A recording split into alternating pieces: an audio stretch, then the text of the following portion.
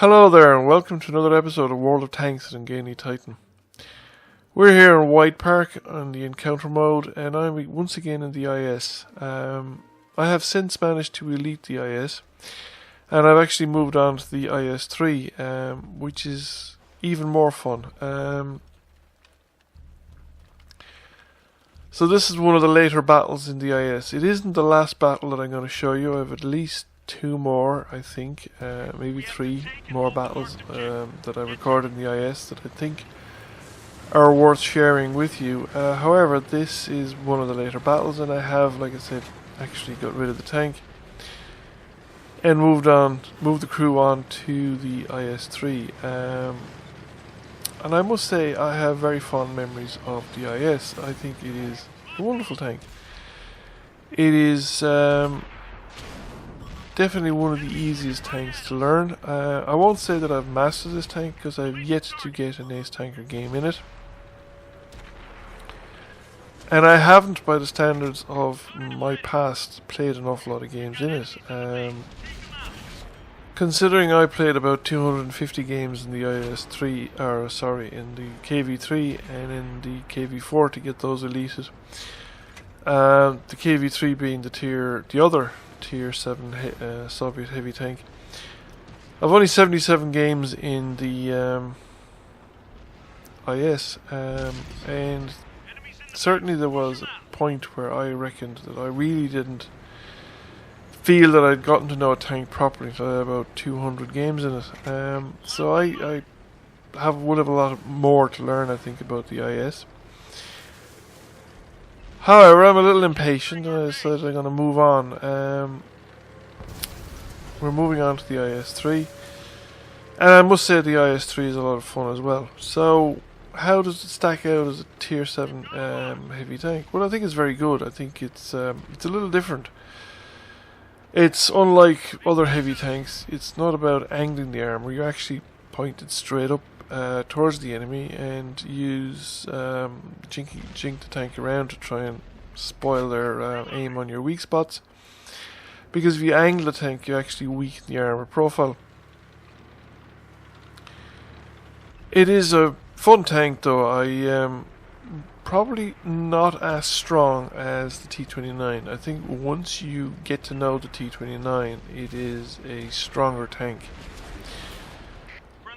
Probably, well, actually mostly because the T-29 hull down is godly. That frontal turret armor is practically immune to anything at tier and can hold up even against tier 9 tanks once you're hull down. The biggest problem with the T-29 is the hull armor actually isn't all that great. The lower front plate is particularly weak, but if you learn to kind of hide the lower front plate and to utilize the T-29 to its best advantages, it's a very powerful tank, and probably the most powerful, certainly of my experience, of the tier 7 tanks. But the IS is definitely up there with it. It's really let down by its gun handling, which is problem with all Russian tanks really. It's the gun handling isn't great. It doesn't work at range that very well at all. Powerful enough gun when you hit things with it and they penetrate, but it's a close-in tank. It needs to be close to its enemies. Whereas the American tank is more versatile. It'll work in more situations. But it does take more experience to make it work. So we're here on Widepark. We've started to pull away now that we've put down that Panther. We've given our team, I think, the foothold that is going to win this match. There are only two tanks down, but they're not well positioned to stop us because the bulk of our team is coming around this side, and there's just the Rheinmetall Borsig.